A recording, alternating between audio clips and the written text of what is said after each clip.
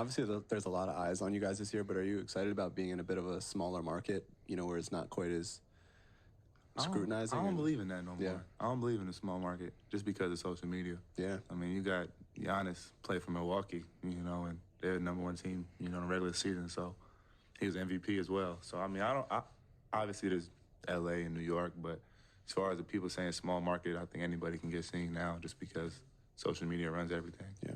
Yeah, and about to say, I guess if you really want to be technical, it is, but it's like we're gonna have so many eyes on us because of the new trade, because of the new team, because of Zoe, because Zion, because Drew, Bi. Like we're gonna have so many eyes on us. It's not like we don't really have that vibe of like we're a small small I don't city. feel it at all. Yeah, because we have. You can just look at the media right now. I mean, we most talked about us, Lakers, Clippers. We up there with them. We in the media every day. So, I mean, it's the same thing. Yeah, I'm gonna have to agree with Lonzo Ball on this one. I mean, back in the day, if you were in a large or small market, that meant everything. The exposure, how many times you played on TV, the type of deals you could get, Nike and Gatorade, all those things were predicated by the market you was in. If a lot of people were able to see you, you were able to get more fans, and you were that much more marketable. But things have changed drastically since back in the day. Now you could be in a small market and you can get just as much exposure as somebody in a large market. So as far as exposure wise, I mean, being in a large and a small market, it really doesn't matter as much as it did back in the day. If you're new to the channel, welcome. If you're not, welcome back. What up, though? My name is Kevin Melson with Beyond Your Limits. And in this video, we got Lonzo Ball saying that he doesn't believe in small markets anymore because how social media has changed the landscape throughout basketball. And I 100% agree with him. Back in the day, if you were in a small market, it was hard for you to gain exposure. But now with social media, he brought out an example of Giannis Antetokounmpo. He's in a small market in Milwaukee. He's been two-time MVP. He has all kind of endorsements, and he has just as many fans as anybody else in the NBA. And back in the day, it was hard to get that kind of exposure because everything depended on your local media. And if your local media was not a huge media, then they couldn't put you out there as much. So if you were in LA, a lot of people read the LA Times, whatever the newspaper was back then. I think they had a couple newspapers in New York, and a lot of people outside of New York and outside of LA follow those things, and so those media markets have a lot more exposure to push their what's going on to more people. And in a way, that kind of relates to you guys in high school now. That kind of relates to you guys, because back in the day when I was coming up, there were two camps over the summer. It was the Nike camp and the Adidas ABCD camp. And if you didn't get invited to one of those camps, I mean, you had no chance of being ranked in the top 100 in the nation. You had no chance of getting ranked or anything like that. Everything predicated on those 2 weeks. If you played well at the Nike camp or at the ABCD camp, you were set.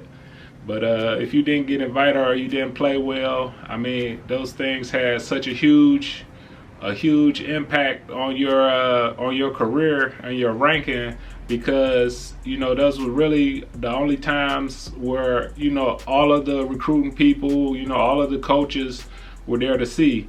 And I mean, just to give you guys a measure of how big it was, Tracy McGrady at the end of his junior year was unranked. He was unheard of. Nobody knew who Tracy McGrady was outside of his city that he came from. I think he's from Florida, if I'm not mistaken. But he was one of the last people picked to go to the Adidas ABCD camp. And in that 1 week, in the ABCD camp, you go through drills. They put you on teams. You play team games. At the end, they have an all-star game. And, it's all the scouts and all the coaches and everything are there. But at the start of the week, nobody ever heard of Tracy McGrady. He was one of the very last people that got selected to go to the ABCD camp. At the end of the week, he was the #1 player in the nation, and in all of the scouting books and everything. He was #1 in everyone's book. But before that week, he was unheard of. And if he didn't get invited to that camp, he would have been unheard of to the end of his senior year in high school. He probably would have went to a small school and those type things. But because he was invited to that camp and he did well at that camp, you know, he skipped college entirely and went straight to the league and had a great career until he started getting injured, and you know that took away a little bit of his athleticism and his game. But I mean, it's just in today's climate, you don't have to wait for 1 week in the summer to show that you can play.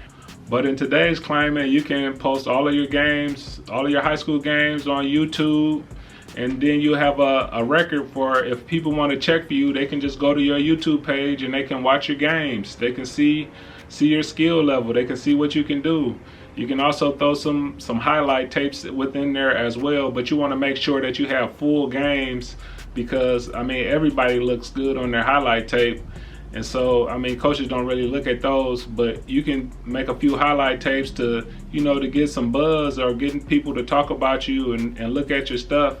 But you want to make sure that you have full games on there because coaches want to see your mistakes as well as how you handle your mistakes as well as how you handle your successes in the game. So you want to make sure you definitely want to have full games on there if you can. And so once you start getting inquiries, people asking about you, you know you have somewhere to send them. You can send them right to YouTube. They can watch your games. They can watch your highlight tapes. And you know that might spark them to start recruiting you or even keeping an eye on you to see how your career progresses, and it can go from there. You don't have to get invited to the biggest camp and show out there because you know that's really not a reality for most people. And so you want to do everything that you can do so that you're ready for when people start recruiting you or when people start looking for you and checking for you. You want to have somewhere you can send them to where you can show them these are my games, this is how I play, and they can go see for themselves, and that can start the process to going to you maybe getting a scholarship or something like that. But nowadays it's a lot easier.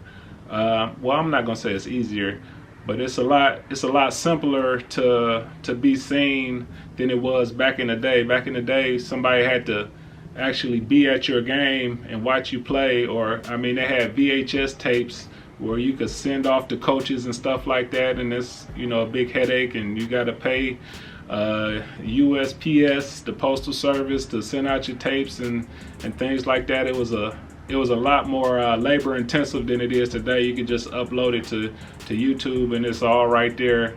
And so just things have changed. Social media has made things a lot easier and a lot more complicated in some ways. But as far as getting your video out there, being seen, it's made it a lot easier for you guys. All right, and that's all I got for this video here. So make sure you click those links in the description, a link in the bio. I got all great information in there to help you become a much better basketball player faster. Thank you for watching this video, and I'll catch you guys in the next one. I'm out.